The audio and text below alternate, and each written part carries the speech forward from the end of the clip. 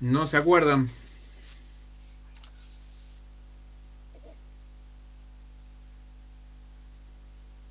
Hola, ¿se me escucha? Se te escucha. Este micrófono me tiene podrida. Habíamos estado viendo la deducción, habíamos llegado a la ecuación diferencial, o me estoy mezclando con moderna. No, No, no, la ecuación no. diferencial de, ¿cómo se llama? Movimiento De bajo Kepler. fuerzas centrales. Eso, Muy bien. exactamente. Bárbaro. Entonces, hagamos un rápido repaso.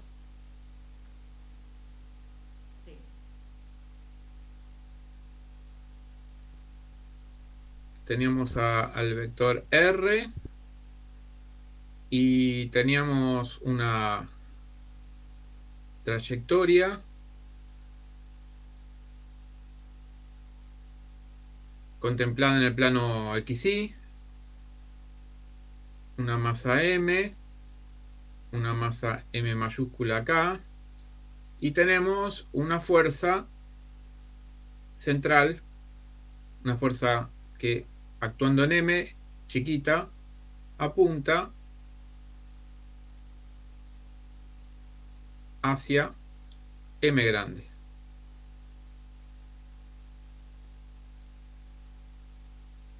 Para esto, lo que apelamos es a el momento angular, siendo un producto vectorial entre dos vectores, obviamente. Luego, a ver, tengo por acá, porque de memoria no me acuerdo. Eh, Bien, trabajamos con coordenadas polares. A ver si tengo acá las ecuaciones.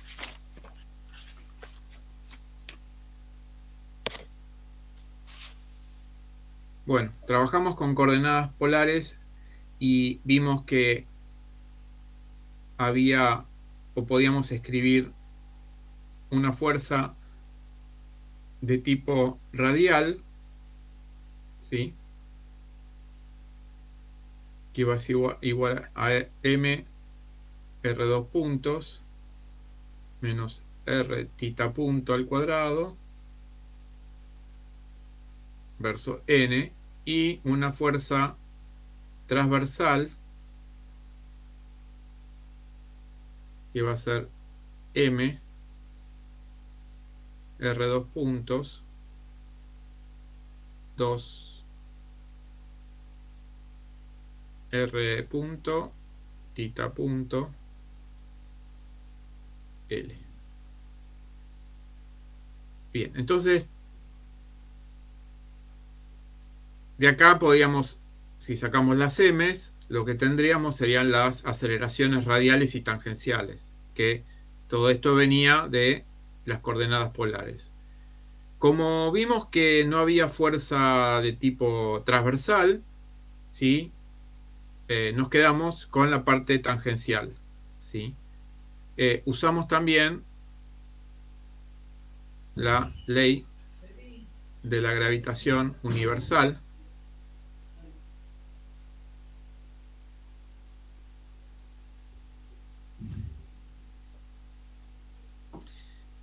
Y combinando estas dos ecuaciones, la radial y la de la fuerza de Newton, llegamos, ¿sí?, a una ecuación diferencial que tenía esta forma.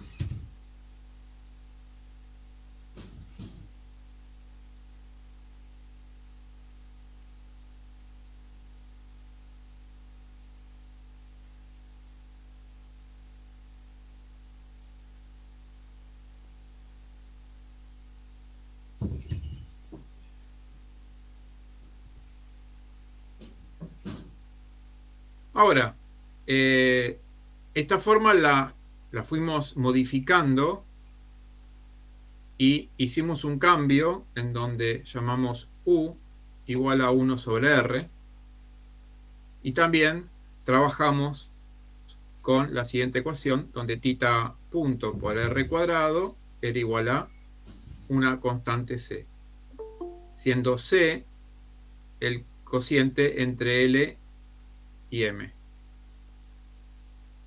Esto lo tienen ustedes. ¿Dónde está?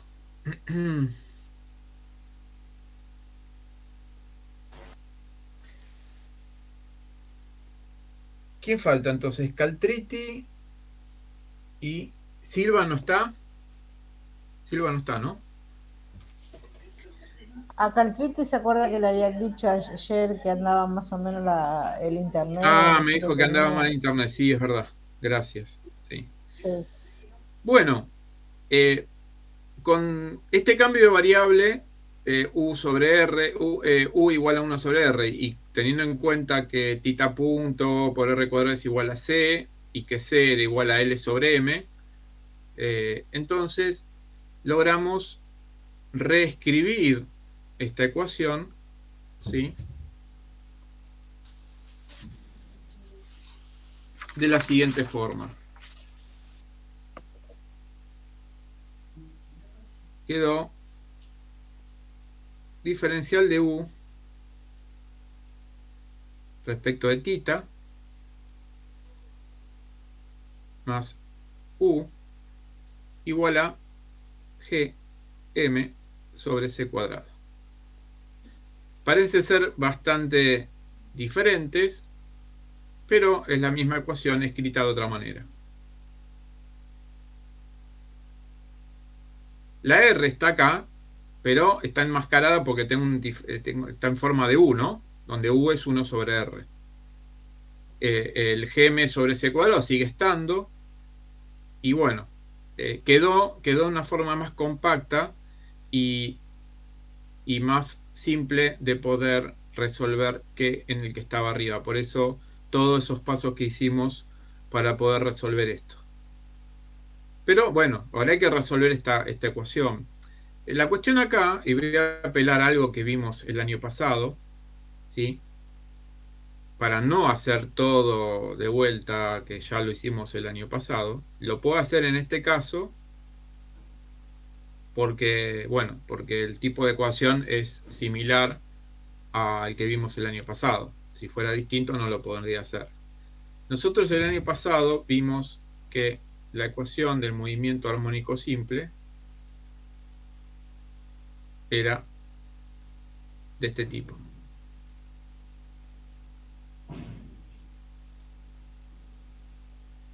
¿Sí? Entonces esta era la ecuación diferencial. ¿Qué diferencias tenemos con la de la derecha? La de la derecha está igualada a algo que no es igual a cero, ¿sí? Entonces decimos que esta es una ecuación diferencial, ¿sí?, no homogénea. Una ecuación diferencial no homogénea tiene una solución general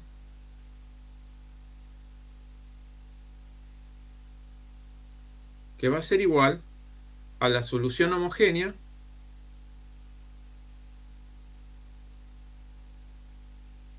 más una solución particular.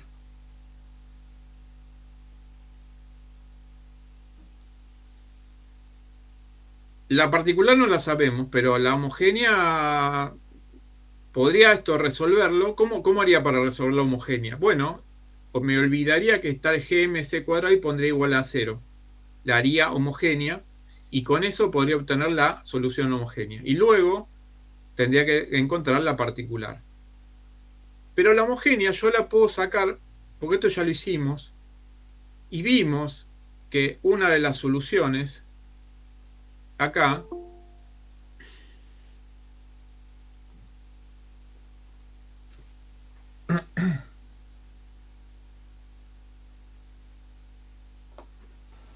era, ¿se acuerdan?, la ecuación del movimiento armónico simple, que era A coseno o seno de omega t. ¿Sí? Omega, ¿sí?, venía de K sobre M. Recuerden que omega era igual a la raíz de K sobre M. Y T venía porque es la variable, ¿no? Se está derivando respecto al tiempo. Muy bien. A era la amplitud de oscilación.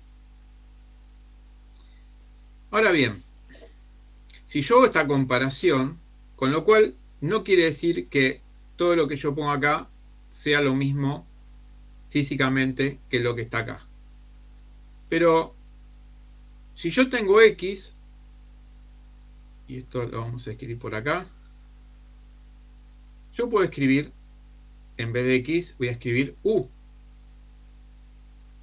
Así como acá tengo X, pongo X. Acá yo tengo U.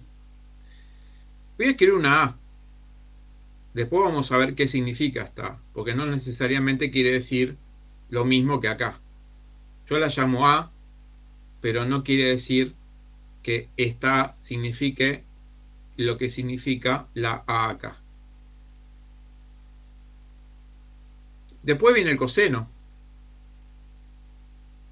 Pero en mi caso, o en este caso, no tenemos nada que acompañe a X, que en nuestro caso la X sería U. No tengo nada, acá tengo K y M. Acá no tengo nada, o sea que acá digamos, el omega este que viene de este K sobre M, no iría, y lo único que iría sería, en este caso, la variable T, que en nuestro caso es θ.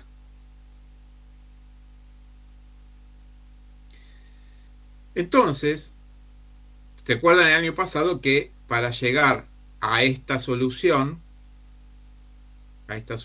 que también la otra forma de la solución podía ser de tipo B1 coseno de omega t más B2 seno de omega t? Esta es otra solución también de esta ecuación. Bien, acá tenemos la solución, como ya lo hicimos esto el año pasado, y ya sabemos que de este lado, ¿sí?, me va a dar una solución de esta forma. Esta va a ser la solución homogénea.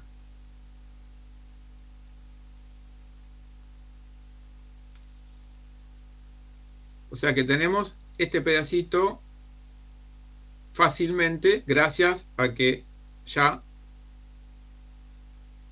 habíamos resuelto antes una del mismo tipo y podemos aprovechar que ya lo hicimos para darme cuenta cómo tendría que quedar esta expresión comparándola una con la otra. Falta la solución particular. Obviamente que, así como le voy a explicar, va a quedar como una receta de cocina, pero bueno, es la técnica para poder resolver este tipo de ecuaciones. Perdón, la A esa no es de amplitud, entonces dijo de... No, esta va a representar otra cosa. Ya vamos después. Hoy no, pero lo vamos a ver en la próxima clase. Esa. Yo la pongo como A porque suele aparecer en los libros como una A. Trato de respetar. Bien, gracias. Pero bueno, le podría poner otra letra. B, J, qué sé yo, la letra que quieran.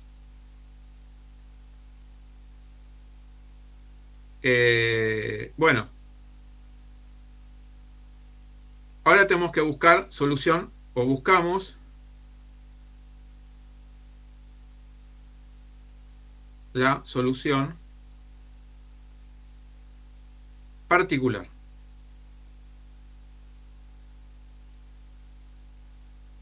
Bien.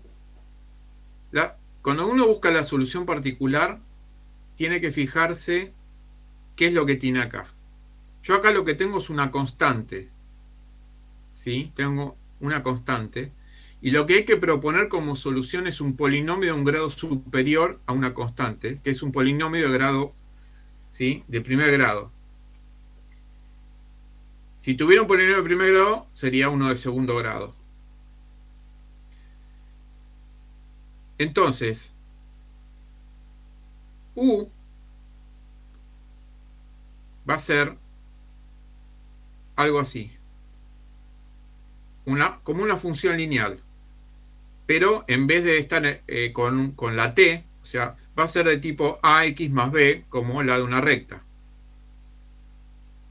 Pero en vez de poner x o en vez de poner t, yo acá tendría que poner tita. O sea, si estaría en esta, en la de la izquierda,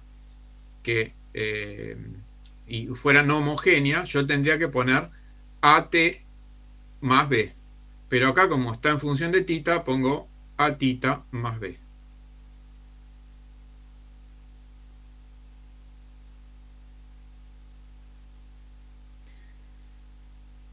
Como hicimos el año pasado, donde nosotros para solucionar o darle solución a esta ecuación, ¿se acuerdan que uno se proponía solución de tipo P por T?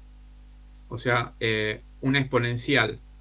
Las exponenciales dan solución a este tipo de ecuaciones diferenciales. Lo que uno hacía después era derivar esto respecto al tiempo y derivar nuevamente respecto al tiempo. Me quedaba todo esto y lo único que hacía uno era decir, bueno, esto es x dos puntos, que sería esto de acá adelante, que es derivada segunda. Bueno, esto lo reemplazo ahí. X punto está acá, no, no está. Entonces, esto no. Y donde dice x ponía esto, igualado a 0. Y así yo podía averiguar qué era P, para decir, bueno, mi solución es x es igual a P, que ahora no sé qué es, pero lo podría averiguar por T. Quedaba un complejo, en realidad. Todo esto, si se acuerdan del año pasado, si no lo quieren ir a buscar en la carpeta, si lo tienen, lo pueden buscar. El paso a seguir es acá, es derivar esto respecto de tita, porque ahora estamos con respecto a tita. Si acá tendría la t, habría que hacer la derivada de u respecto de t. Bien. Esto da a. Y si hago la derivada segunda, esto da 0.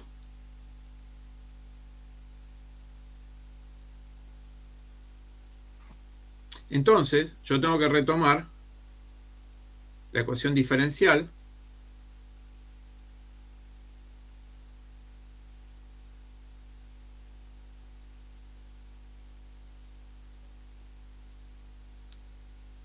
y donde tengo esto, o sea, ¿qué es derivada segunda de u respecto de tita dos veces? 0. Ponemos 0. Más u, que es a tita, a por tita, más b, igual a gm sobre c cuadrado. Ahora, ¿cómo resuelvo esto? Resulta ser que todo esto es una constante. La masa C, ¿qué era C? C era L sobre M. C era L, el momento angular, sobre M. Son dos constantes. Quiere decir que todo esto, con G, la constante gravitatoria, es toda una constante. Ahora, yo tengo tita, que es una variable, la cual, como variable, puede variar. Si varía esto, tendría que variar también lo que tengo a la derecha. Pero si varía lo que tengo a la derecha, ya no es una constante. Por lo tanto, esto implica que A debe ser 0. Porque si no lo fuera, esto tendría que variar al compás de la variación de tita. Y no puede pasar eso. Entonces me queda que B es igual a gm sobre c cuadrado.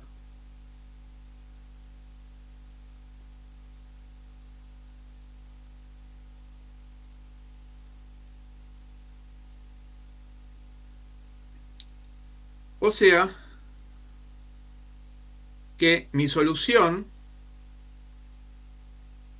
U, ¿qué es igual? U es igual a A, por tita, ¿qué es A? 0. B, ¿qué es? Gm sobre C cuadrado. Cuando voy a la solución general, es la homogénea más la particular. Y esta es la solución particular.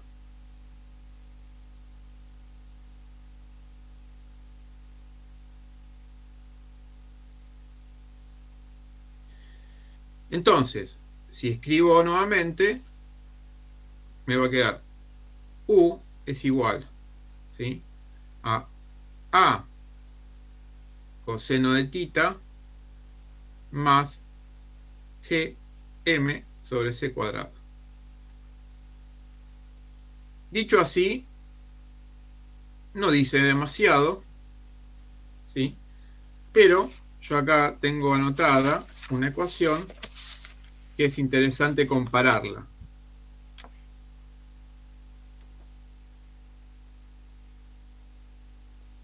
La ecuación es la siguiente. Esta ecuación que voy a escribir es puramente matemática, ¿sí?, de la parte de cónicas, ¿sí? Entonces tengo la ecuación de una cónica en ecuación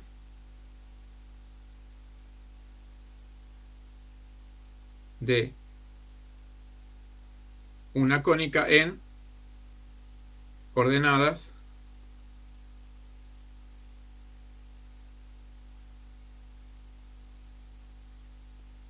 polares.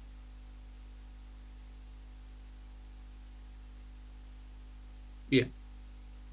La ecuación queda, o la ecuación es de este tipo.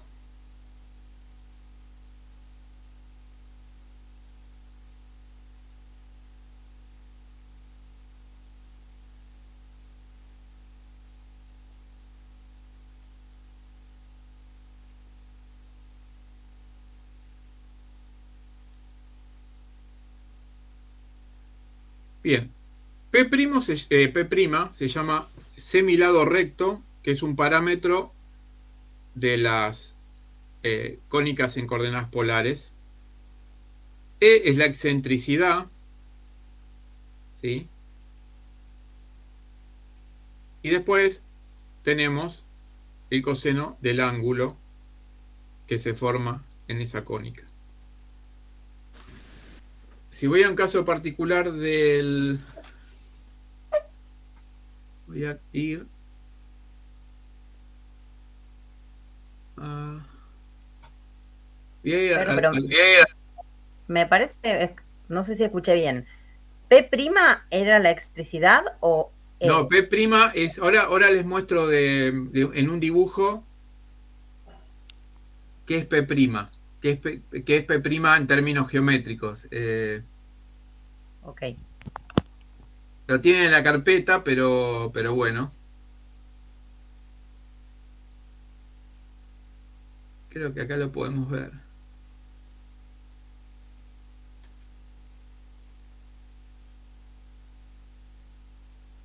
P', a ver si ahí se ve. P' es, nosotros tenemos acá un foco, ¿no? Entonces, yo voy a tener un R para un cierto ángulo θ respecto al eje X, y voy a tener una longitud desde el foco o hasta donde corta a la curva, y a esto se lo conoce como semilado recto. Igual, a ver, no quiero decir que no nos importa esto, pero nos importa más la otra ecuación, que es la que describe el movimiento, la trayectoria. Lo que estamos haciendo es una comparación entre una ecuación, ¿sí?, matemática, ¿sí? Acá vemos que tendremos distintas excentricidades para circunferencias, elipses, parábolas y hipérbolas. Para específicamente el caso de una elipse, vamos a tener un semieje mayor llamado A y un semieje menor llamado B, con dos focos que son clásicos de las elipses. Dependiendo de qué tan cerquita o qué tan alejado estén los focos, se incrementará o tenderá a ser una circunferencia. Cuanto más cerquita están, más tiende a tener un solo foco, que sería el caso de la circunferencia. Entonces, tenemos esta ecuación que es puramente matemática. Entonces, yo sé que nosotros habíamos hecho este cambio, ¿no? Entonces, yo puedo poner acá 1 sobre R igual a coseno de tita más gm sobre c cuadrado. Con lo cual, puedo darle vuelta a esto y poner 1 sobre, lo puedo escribir así, gm sobre c cuadrado más a coseno de tita. También acá yo puedo dividir todo por P', con lo cual me va a quedar un 1. Acá me va a quedar 1 sobre P' más la excentricidad sobre P' coseno de tita.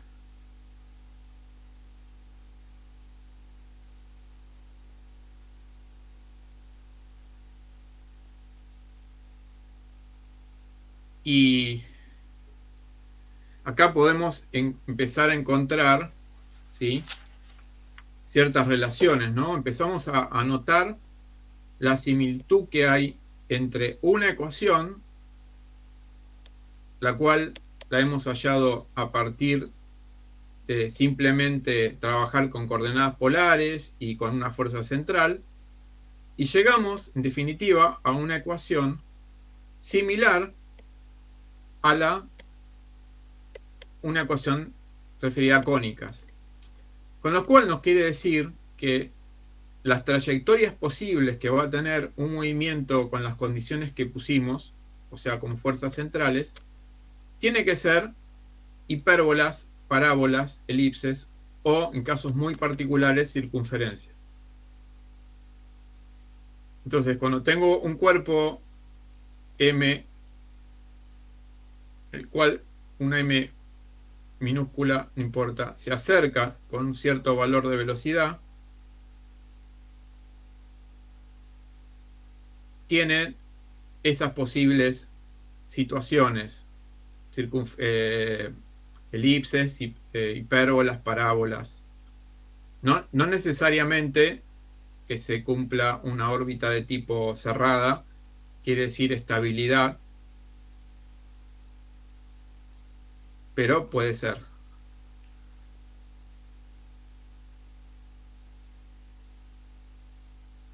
Así que bueno, acá tenemos las relaciones que puede haber entre las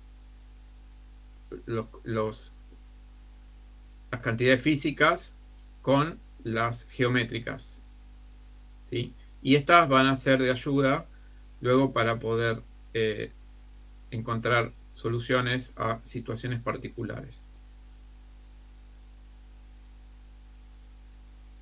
En la próxima, lo que vamos a hacer es ver cómo se utiliza esta ecuación y qué beneficios tiene en algunas situaciones para poder resolver algunas cuestiones de movimientos, por ejemplo, algún movimiento planetario o de ese tipo. Esta sería entonces la ecuación de la trayectoria. Si vamos acá,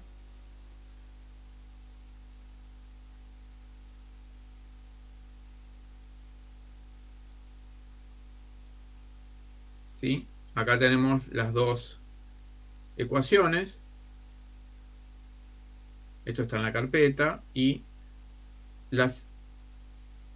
obtenemos algunas relaciones, ya que, por ejemplo, 1 sobre P' va a ser igual a GM sobre C cuadrado, o por ejemplo, E sobre P' va a ser igual a, ¿sí? O sea, la excentricidad sobre el semilado recto va a ser igual a, ya que los cosenos los puedo simplificar. Y así, en la carpeta van a encontrar una serie de ecuaciones. No son todas estas, porque algunas de estas son simplemente relaciones que hay para llegar a algunas ecuaciones que son las más relevantes, como dice acá. ¿Sí? Estas son las más relevantes para utilizar. Entonces, en el caso de este coseno va a representar, si yo tengo formas,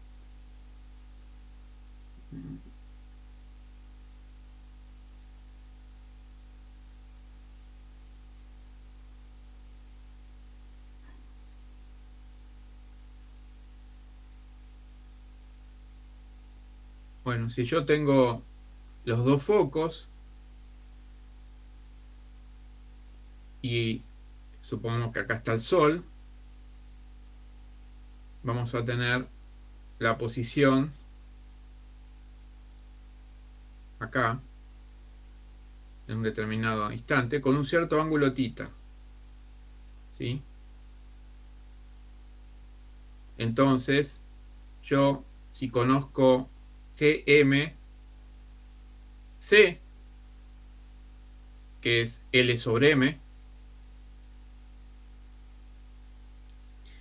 y puedo conocer A, si lo puedo calcular de alguna manera, yo puedo, lo que puedo hacer es ir cambiando el ángulo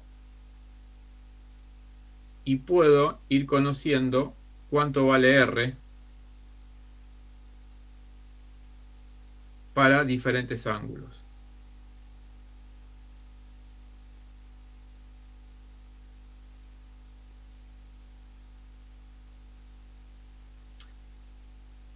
Después vamos a ver que de esta misma ecuación se puede derivar una expresión que me va a decir, o puedo calcular, cuál es el valor, no el vector, pero sí el valor de la velocidad en cualquier punto de la trayectoria, ¿sí? Siendo el punto más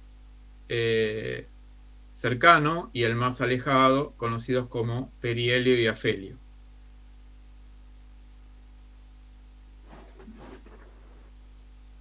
Bueno, esto es lo que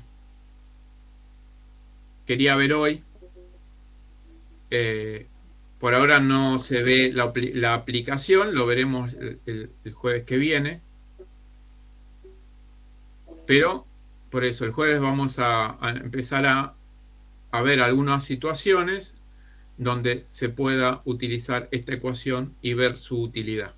Pero acá, desde el punto de vista teórico, lo más relevante es poder, de alguna forma, hemos podido demostrar la ley de Kepler de las órbitas que son elípticas, ya que una elipse es una cónica. Todo lo que hicimos fue para demostrar eso.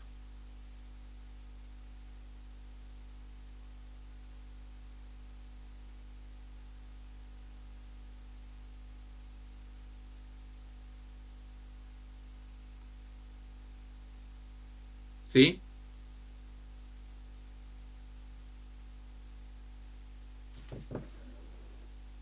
O sea, no hay que hacer todo esto que hicimos cuando a la hora de tratar de resolver una situación, ¿no? Es simplemente la demostración esta. Ver de dónde sale esta ecuación y ver cómo se puede demostrar, o por lo menos una de las formas que se puede demostrar una de las leyes de Kepler. Simplemente usando coordenadas polares, la ley de gravitación de Newton momento angular, torque y nada más. Bueno, pasemos a Moderna. O sea, no sé, Vera ya no sigue Moderna, ¿no?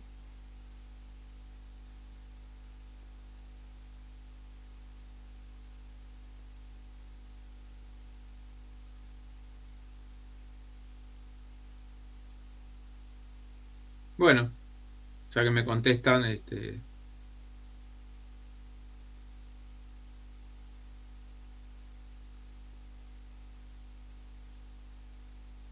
bueno, me voy a buscar un vasito de agua mientras ustedes se quedan pensando a ver quién me contesta.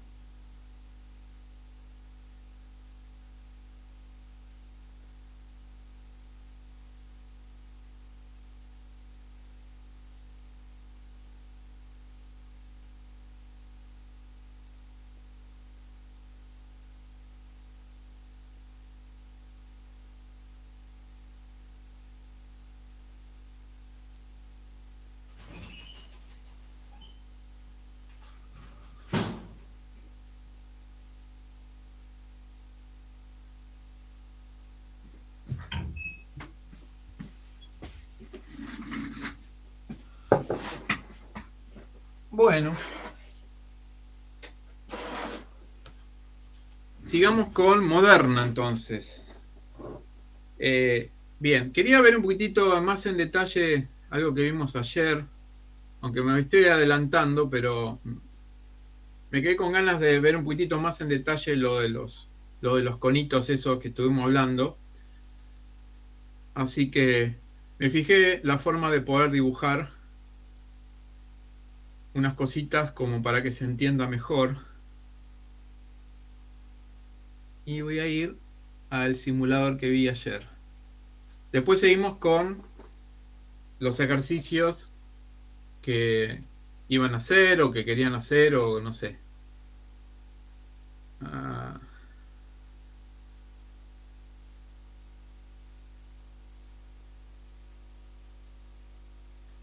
acá está.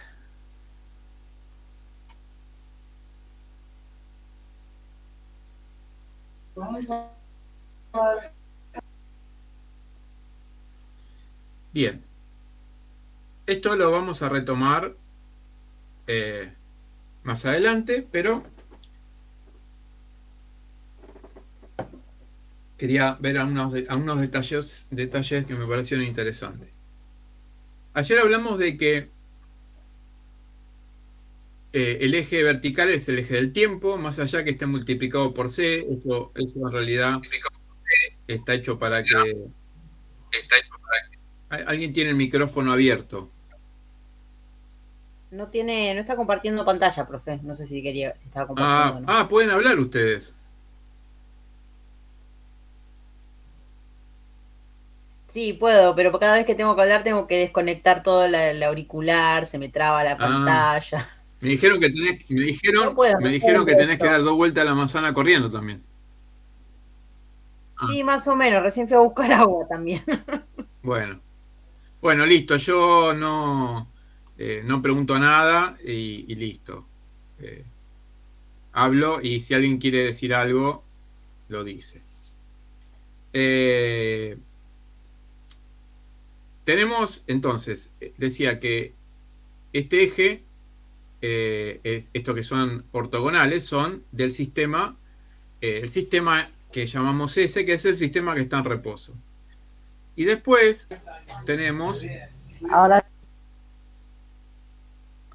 al sistema que es el sistema que está en movimiento, que como vemos acá, cambia su inclinación dependiendo de cuanto más rápido, más rápido, más rápido, más lento, más lento, más lento.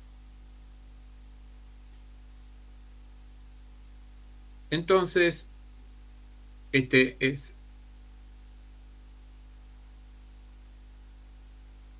Perdón, ¿usted está presentando la pantalla?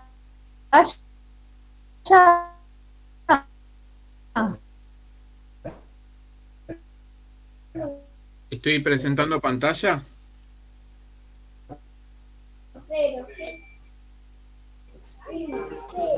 Sí, madre, está presentando pantalla. Sí. ¿No? Yo por lo menos estoy viendo los ejes. Bueno. Ahora sí. Muy bien. Entonces, ahí ayer Rojas habló del cono.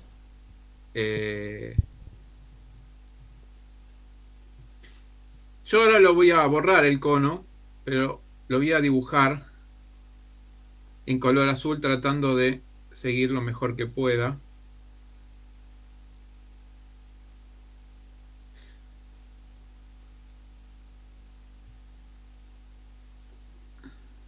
Este cono está armado por dos haces de luz, uno que va hacia la parte positiva de las X y otra la parte negativa. Es como si un haz de luz saliera de la parte central. También tenemos dos ejes, dos conos que van hacia abajo, que serían lo conocido como el cono del pasado, y lo que tenemos hacia arriba, el cono del futuro. Pero me voy a concentrar en este cono del futuro. Entonces, ayer hablamos de la simultaneidad y que podía pasar de que dos eventos sean simultáneos en un sistema y no lo sean en otro, o puede pasar de que se pueda ver el evento A antes que B o B antes que A. El tema es en qué situaciones puede darse de que yo vea B antes que A o A antes que B y ese tipo de cuestiones. Voy a borrar un poquitito acá para que me deje después moverlo. Esta inclinación es de 45 grados, que solamente la puede tener la luz. Pensé que la luz es información. Entonces, vamos a poner otro evento más, ¿sí? Que lo voy a mover y tiene que, por ahí no pasa, tiene que ir por acá. Cada uno tiene su cono, después lo voy a poner, ahora lo voy a sacar. Estos conos los voy a sacar porque molestan.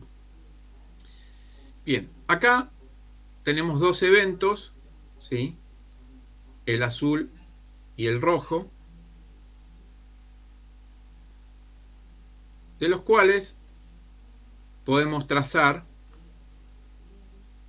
la línea o los puntos, ¿sí?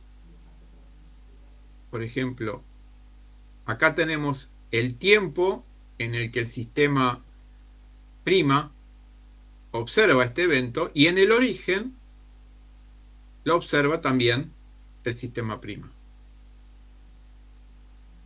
Y si trazamos el otro eje, me daría en qué posición. Pero me quiero concentrar en el tema del tiempo.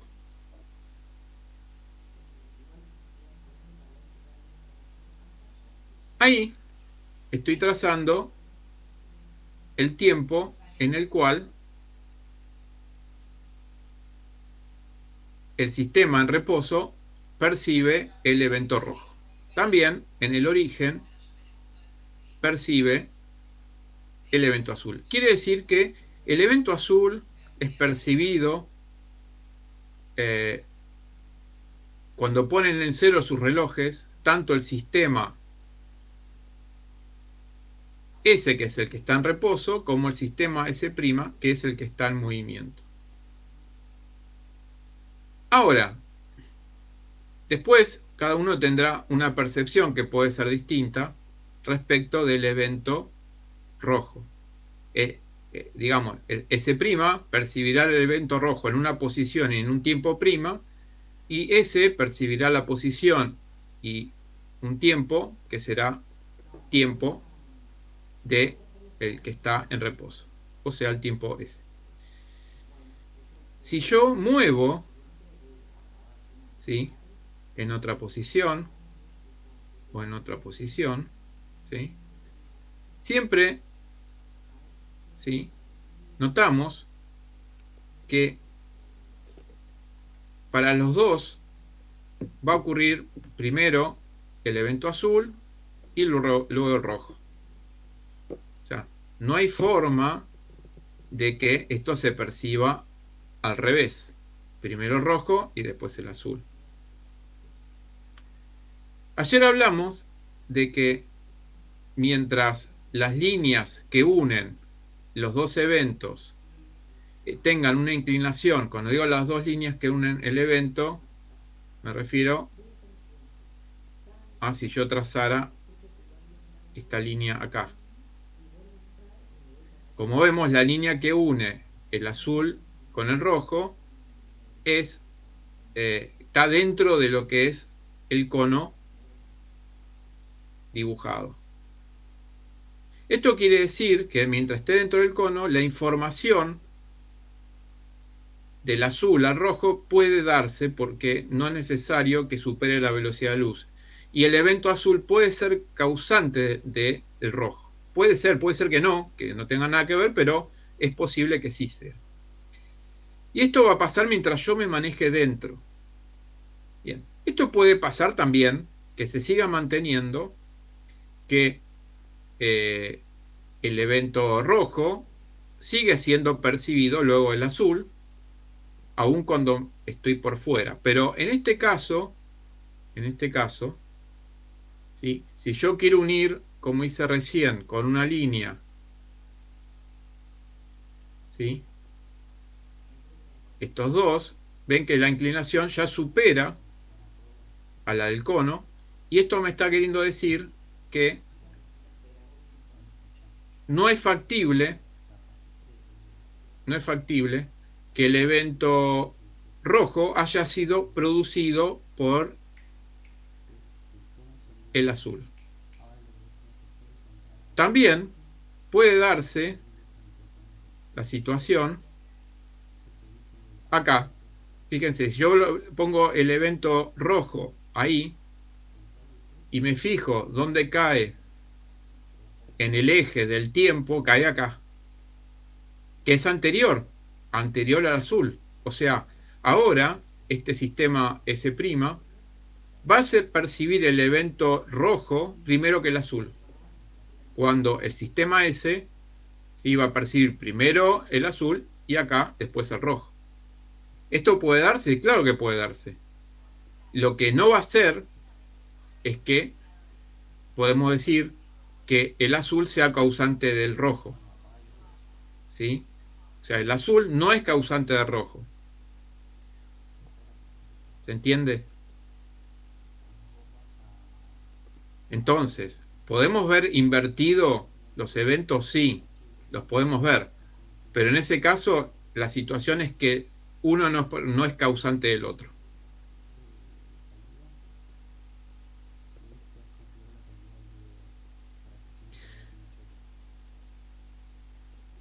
Y si estoy por acá, porque no tiene por qué estar el evento justo en el origen, puede ser que tanto S como S' perciban dos eventos en tiempos en donde el primer evento no sea justamente en cero, ¿sí? O sea, cuando S y S' estuvieron apareados, digamos, pusieron en cero sus relojes. Y después de un cierto tiempo, S va a haber un evento, que va a ser el azul, y luego va a haber otro evento que es el rojo. Y así como él ve uno rojo y uno azul, S' va a haber también uno rojo y uno azul. Pero, de vuelta, puede ser que los vea invertido. Ahora, acá también puede darse, y para eso sí podemos poner los conos, ¿sí? Mientras el evento rojo esté dentro del cono del azul, se va a mantener que los dos van a ver primero el azul y después rojo. Y aparte, uno puede ser causante del otro. Esto siempre dentro de la situación de que, no sé si se ve bien el cono, pero el cono es este que está acá, ¿sí? Este es el cono del azul, y mientras el rojo esté acá adentro, uno puede ser causante del otro. Ahora, si lo saco afuera, el cono, se me complica por acá con los dibujitos. O sea, borramos esto.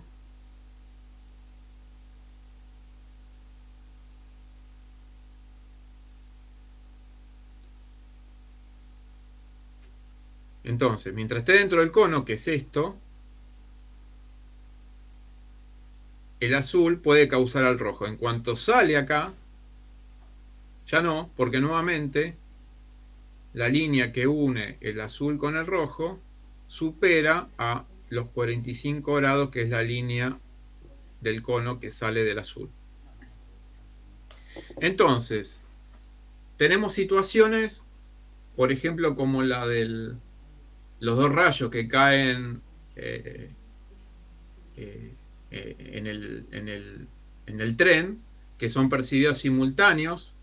Si son percibidos simultáneos, o dos eventos que son percibidos simultáneos, no, esto no.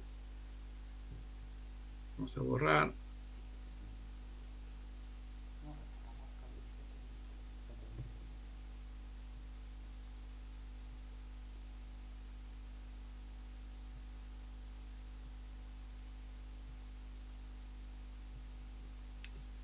Dos eventos que son percibidos simultáneos serían una cosa así. Podría ser. Donde el rojo y el azul son percibidos simultáneamente en dos posiciones distintas, pero son simultáneamente percibidos por el sistema perpendicular, o sea, acá. Pero vemos que para el sistema en movimiento los dos eventos no son percibidos. Percibo primero el rojo y después el azul.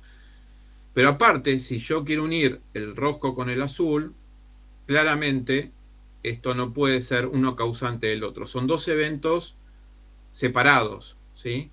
Que son percibidos simultáneamente por un sistema y no por el otro. Bueno, esto lo vamos a retomar, pero bueno, justo lo hablamos ayer. Y bueno.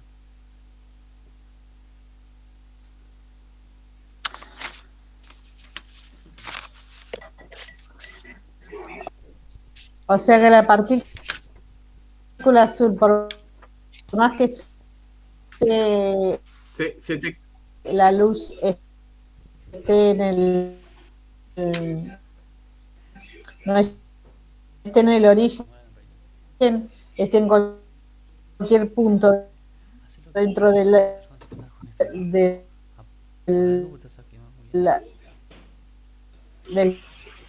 cono, se entrecorta mucho, Marta. No se llega a entender lo que decís. Se va a ver siempre primero.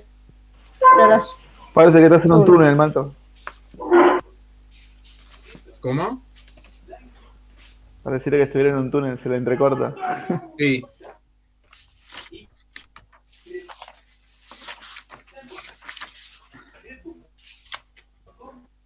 Bueno, ¿pudieron ver algo de los ejercicios?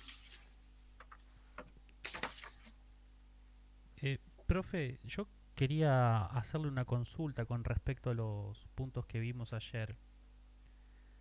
Sí. Porque quería terminar de entender el punto del vagón, ¿no? Y con el tema de las distintas mediciones que tienen que ver con la propia y la impropia. Sí. Y tratando de entenderlo lo más llano posible, porque después, o sea, creo que si uno entiende la idea, después ir a las ecuaciones es mucho más sencillo. Sí. Y lo que pensé, averiguando un poco, obviamente, por internet y demás, sí, es lo siguiente que le quiero comentar, a ver si me puede decir qué piensa. Partí de dos ideas. La primera idea sería la de medir, por ejemplo, la velocidad de un auto, no sé, en un autódromo, yo estando sentado en la tribuna, ¿no? Pasa por la recta un auto y mido la velocidad, que es la relación entre el espacio que, que realiza el auto en determinado tiempo, ¿no? Desde mi posición, yo estando en reposo. Sí, Eso me va a dar una velocidad a la cual le llamo velocidad A. Después yo bajo, ¿no? Al costado de la pista, que va a pasar otra vez el auto, y yo me subo a una moto que va a la mitad de la velocidad del auto. sí, Entonces vuelvo a medir la velocidad. sí, Esta velocidad va a ser menor porque el movimiento relativo, la distancia relativa recorrida del auto es más chica porque me estoy moviendo yo con él. sí. Entonces lo que puedo concluir ahí que la velocidad B, o sea, la segunda medición es más chica que la primera. Sí, la Ahora, velocidad relativa es menor claro, debido a tu movimiento. como me estoy moviendo, para mí se mueve la mitad de rápido. Sí, Bueno, ahora si yo hago esto con la luz, las velocidades van a ser iguales. sí, Entonces, eso quiere decir que la relación entre espacio y tiempo deberían ser iguales. Ahora, pero si los tiempos, por una cuestión fáctica, reconozco que son los espacios de, perdón, ¿no? Reconozco que son diferentes porque en uno me estoy moviendo y en otro no, la opción que queda es que lo que tienen que alterarse son los tiempos, es decir, que ahí el tiempo es el que cambia. Inevitablemente para que me den las dos velocidades igual, digamos en el caso de la luz. en realidad, debido a este efecto que tiene la luz, que es distinto a todo lo demás, genera un cambio en las dos cosas. O sea, hay un cambio en el tiempo y en las distancias, o en la longitud. Claro, No, no es de una sola, son las dos. claro, ahí después lo otro a lo que llegues, digo, bueno, en realidad el espacio y el tiempo se modifican y a partir de ahí lo que uno puede pensar, o yo al menos creo que es lo que pude llegar a entender, es que si uno se va a acercar a la velocidad de la luz, para que la velocidad de la luz siga siendo constante, este espacio-tiempo se va a modificar para corregir esa perturbación que yo puedo hacer al querer contrarrestar la velocidad de la luz. Entonces, no importa si yo me acelero, el espacio es como que se va a empezar a, no sé, a dilatar, digamos, ¿no? El espacio y el tiempo para que las cuentas sigan dando bien. Es decir, para que la velocidad de la luz siga siendo la constante. Sí, en realidad, eh, para los sistemas, la relatividad especial solo contempla sistemas inerciales, o sea, sistemas no acelerados. Cuando uno habla que la velocidad de luz es una constante, se refiere siempre a sistemas inerciales y no acelerados. Ahora, con respecto a encontrarle alguna explicación a por qué el límite es la velocidad de la luz, la vamos a encontrar mejor desde el punto de vista de la dinámica. Cuando vayamos a la parte de dinámica, donde aparece la masa, la fuerza, la cantidad de movimiento, ahí se va a poder comprender mejor desde el punto de vista de las ecuaciones por qué hay una limitación, ¿sí? En la velocidad. O sea, por qué se produce esta limitación que a veces es interpretada como un aumento de la masa, ¿sí? O pareciera ser un aumento de la masa. ¿Qué es Porque lo que da, hace que se frene, digamos, para que no pueda llegar a esa velocidad? Digamos, al aumentar la masa, el movimiento se vuelve cada vez más imposible, digamos, el aumento o de la sea, velocidad. en realidad, cuando lleguemos a la ecuación te va a decir que no podés superar la velocidad de la luz. El efecto que genera que un cuerpo eh, ante, pongamos, la misma fuerza que actúa a medida que va aumentando su velocidad, el incremento que se va a ir generando por culpa de la fuerza, o sea, desde el punto de vista de Newton, vos aplicás una fuerza F, una masa M, y esa masa M va a acelerar indefinidamente. Mientras esté la fuerza, no hay límite para el valor de la velocidad a la cual puede llegar. Pero eso desde el punto de vista de la mecánica de Newton. Cuando apliquemos la relatividad a la dinámica, donde va a modificar las ecuaciones, se puede ver que lo que se va a generar es que ante una fuerza determinada, el incremento, ¿sí?, va a tener un límite, lo cual nos daría la sensación, o sería algo similar a como si nosotros aplicamos una fuerza a una masa, esa masa, si fuera incrementando su valor, cada vez su aceleración iría tendiendo a cero. ¿Sí? Por eso se interpreta, en realidad, de la física actual, se habla más de una sola masa, que es la masa en reposo. ¿Sí? Y después se habla de los efectos relativistas que ocurren, que se pueden imaginar como un aumento de la masa. Claro, yo, profe, porque quería entender, digo, la idea de que si un cuerpo está en movimiento, este, el tiempo para ese cuerpo pasa más lento, Sí. digo, o por ejemplo, como veíamos ayer, que este cuerpo parece tener otra dimensión que pareciera este, que se achica, en realidad eso, digamos, no es el cuerpo, porque si yo pongo otra cosa arriba del vagón que se está alejando, también va a sufrir ese efecto.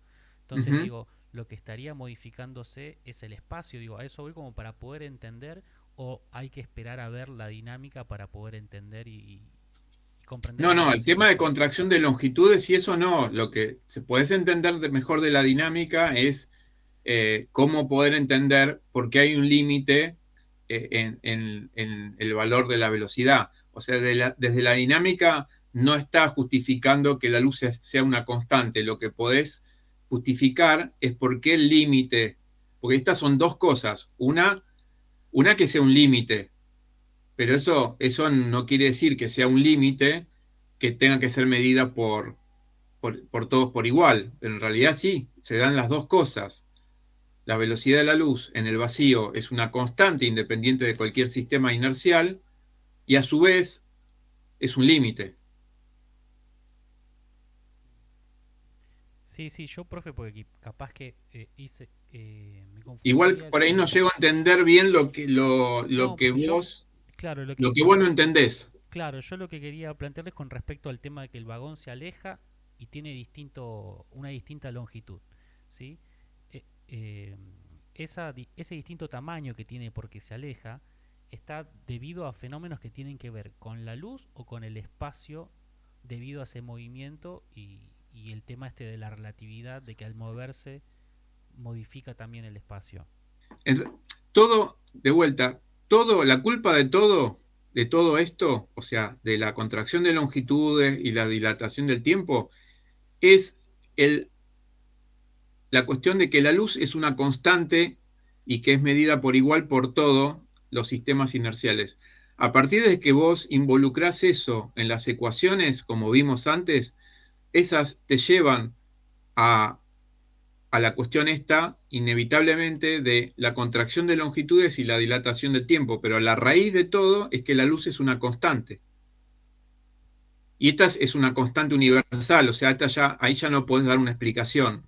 Es como decir, ¿cuál es la explicación de que el electrón tenga carga positiva o negativa o el positrón es positiva? O sea, la carga simplemente es una característica que tiene la Sí, materia. intrínseca O sea, ya llega un punto que no podés, darle un motivo. La carga la tiene porque vino con la naturaleza que formó nuestro universo. O sea, ya no. ¿Por qué la constante gravitatoria es la que es? Bueno, en nuestro universo es la que es. En otro universo, si existe, podrá ser otra. Sí, sí, sí, Pero termina siendo simplemente en como, nuestro universo se dio esa claro, constante. No, no hay una explicación del por qué. O sea, sí, por ejemplo, podemos, o desde la física se le puede dar una explicación a por qué las partículas adquieren masa. Eh, Ahí, bueno, la explicación que se suele dar desde la teoría cuántica de campos es que como no se pudo justificar desde la teoría cuántica de campos la masa como una propiedad intrínseca, como si se la damos a las cargas, había una cuestión de simetría que hacía que si uno quería asumir que la masa también era una propiedad intrínseca de las partículas, como lo es la carga, había un problema ahí que se generaba con el modelo estándar de problemas de simetría. Por lo tanto, para poder mantener el modelo estándar, lo que se hizo fue decir, bueno, entonces algo, esta masa tiene que ser adquirida y no ser una propiedad intrínseca. Esta propiedad tiene que ver con las interacciones entre campos. Por ejemplo, entre los campos que genera cada partícula. Cada partícula tiene un campo asociado, que es por lo menos la interpretación que se hace desde la teoría cuántica de campos. En realidad se hablan de campos, de perturbaciones de campos que generan partículas. O sea, una partícula es una perturbación en el campo.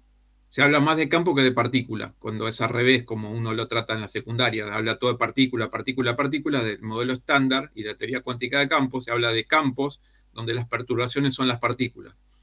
Entonces, la interacción entre el campo de cada partícula, por ejemplo, el campo de los electrones con el campo de Higgs, ahí es donde, según la interacción que se dé, es la masa que va a adquirir la partícula, en este caso el electrón. Entonces ahí podemos decir, bueno, la masa ¿de dónde viene? Bueno, la masa tiene que ver, el principio, hasta ahora, por ahí de acá 100 años la explicación es otra, pero podemos hablar de que la masa es por una interacción entre campos, que es el campo del electrón y el campo del Higgs. Bueno, pero el caso de la carga no. El caso de la carga ya es una propiedad intrínseca. En el caso que estamos hablando de C, que es una de las constantes de la naturaleza, como es G, como es K, la constante eléctrica y otras constantes más que hay, son las constantes que tenemos, son las que moldean nuestro universo, en definitiva. Hacen que el universo sea como es.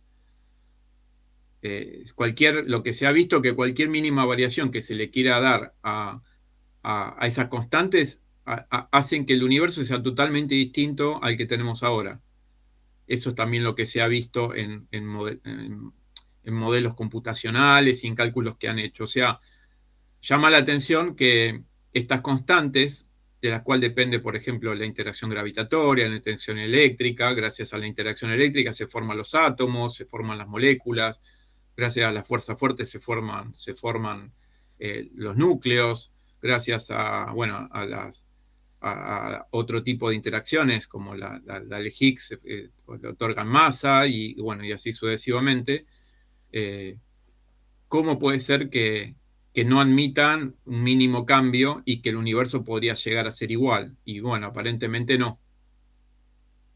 Pero bueno, el caso de la luz es una constante que simplemente es así. O sea, no hay una explicación de por qué es así.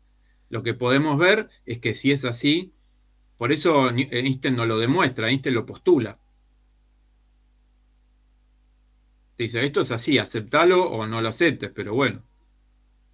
Y bueno, ahí vienen las cuestiones empíricas que, bueno, vos lo postulás, bueno, vamos a ver si funciona. Y lo empezás a utilizar y lo utilizás acá, y resulta ser que coinciden. De hecho, no podés pensar en acelerar partículas en un acelerador de partículas sin tener en cuenta los efectos relativistas.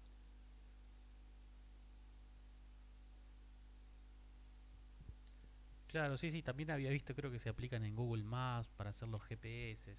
Bueno, en los GPS tienen doble efecto.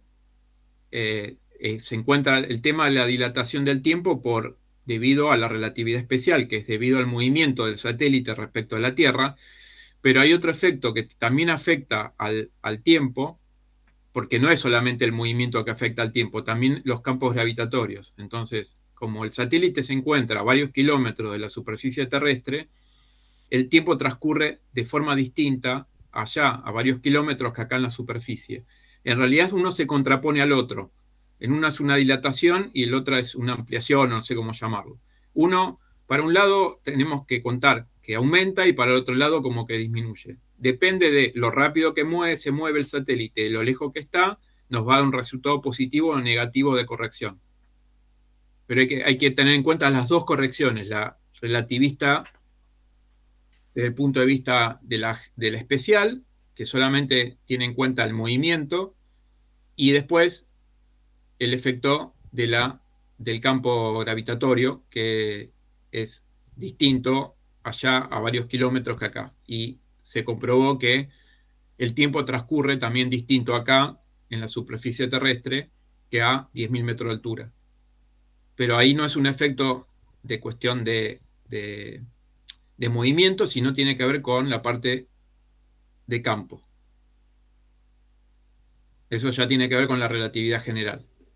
Sí, había visto, no me acuerdo en qué, un video, creo que... hablaban acerca de la medición del tiempo y creo que había relojes que podían medir la diferencia de tiempo que había por esta cuestión de relatividad entre distintos pisos de un mismo edificio. Puede ser, yo he visto documentales que hablan de aviones o se han llevado relojes a 4.000 metros de altura, se lo ha dejado por ahí todo un día y luego se han vuelto a poner juntos dos relojes atómicos, serán, no sé, relojes muy precisos y con esos relojes se pueden detectar pequeñas variaciones. Pero bueno, con respecto al otro, la cuestión acá es lo que hace es la luz. Justamente, como la luz es una constante, es lo que vino a revolucionar todo y generar toda esta cuestión de lo anti-intuitivo que es desde la contracción de longitudes como la dilatación del tiempo. Por eso va a estar bueno ver algunas... ¿cómo se llaman estas? Paradojas que, que vamos a ir viendo algunas que son conocidas, porque también son antiintuitivas. Al principio como que uno siempre todos lo pensamos desde el punto de vista de lo que vivimos habitualmente y nos cuesta siempre después llevarlo a la relatividad. Sí, justo de hecho pensaba cuando estaba averiguando esto, que no me acuerdo dónde fue que había escuchado, que no sé si era algo de Paenz o en otra cosa, no me acuerdo, que decían, bueno, que un metro, un espacio de un metro se puede dividir en infinitos pedacitos y que cada uno de esos pedacitos necesariamente necesita un tiempo para recorrerse, con lo cual es imposible cruzarlo porque necesitaríamos infinitos tiempos.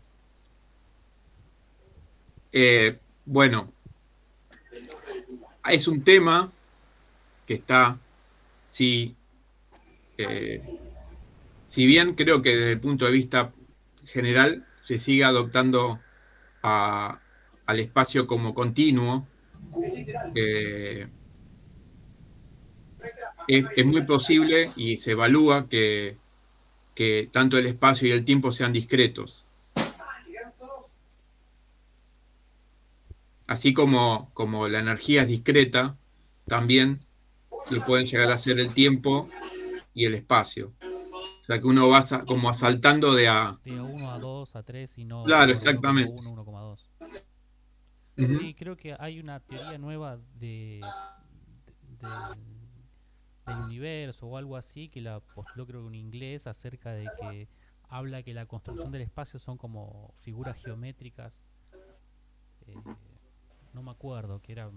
Bueno, creo que el año pasado lo vi, después creo que se lo paso porque Dale, no sí, sé sí. si habla de eso, pero trataban de explicarlo como si fueran algoritmos, digamos, el espacio, que es esa eh, forma de pensarlo podría construir todo y sí, pasa como de partículas bastante pequeñas, que pasa de 1 a 2 a 3 y no es continuo, digamos, ¿no? Emma, vos estás hablando del de matemático. El Creo que sí, creo que es un de... tipo en inglés. Que no sé Sí, si... es como si fuera un árbol en matemática discreta, árbol enraizado, bosque, todo eso. Lo trabaja de esa manera. Creo, si mal no recuerdo. Bueno, después si lo tienen, pásenlo. Por ahí lo leí, lo vi, lo miré o no. Pero bueno, si lo encuentran, compártanlo. Ok. Bueno, con respecto a los ejercicios, algo que quieran consultar o lo quieren consultar la semana que viene, no sé.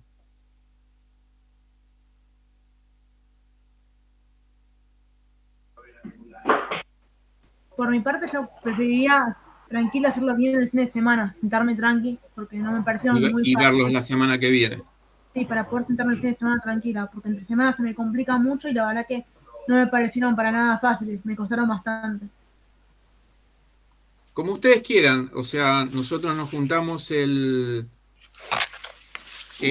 ¿cuándo es? el miércoles, ¿no? Sí, el miércoles. Son 8 actividades, de las cuales las primeras las estuvimos viendo, ¿sí? La que quedó es la 4, la 5, bueno, y de ahí en adelante. Pero bueno, como quieran ustedes. Si quieren tomarse estos días para tratar de hacerlos, ver qué tienen, qué dudas tienen, si quieren que vayamos de vuelta sobre el primero, el segundo, si quieren o quedó algo que quieran ver, lo vemos. Y bueno, me dicen ustedes. Yo, antes de ir a la parte de transformaciones de Lorentz, quiero que esto, más o menos, no digo todo, pero que quede un poco más claro. Y bueno, creo que la parte de ejercitación cumple una función que ayuda. Mientras leen lo del libro, también van viendo los ejercicios, se van consultando y bueno, supongo que va a ayudar a que se comprenda un poco mejor. A amigarse con esto del tiempo propio, la longitud propia y todo ese tipo de cosas, a poder leer el texto y poder ir llevándolo a algún tipo de esquema y poder pensarlo un poquito. Porque después con la transformación de Lorentz se va a complicar un poquito más. Entonces prefiero parar acá, que esto lo vean bien y seguimos después con Lorentz. Después vamos a retomar todo esto que vimos recién de los gráficos, les voy a explicar cómo se hacen los gráficos, cómo llevamos a los gráficos los mismos problemas, cómo los podemos ver.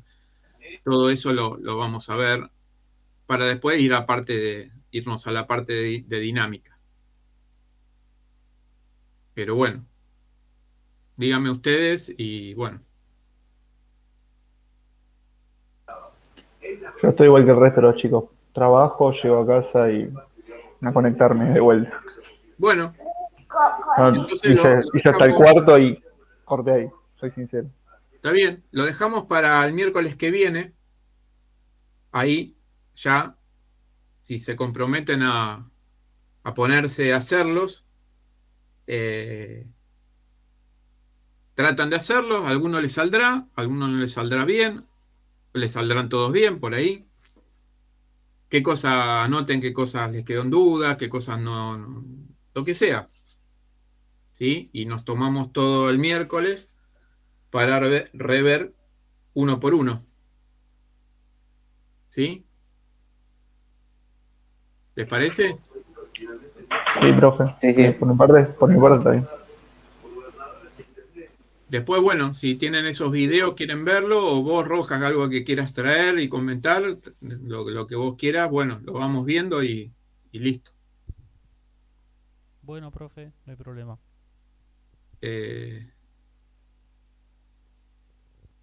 Bueno. Listo. Entonces nos vemos la semana que viene. El miércoles. Ok, profe. El miércoles todavía no es para física su enseñanza. O sea que el miércoles tenemos desde las 6 para poder estar 2 horas, 3 horas, podemos estar. Y le damos como un cierre a estos ejercicios. Ok. Bueno. Nos vemos entonces. Profe, descansen. Chao, hasta luego.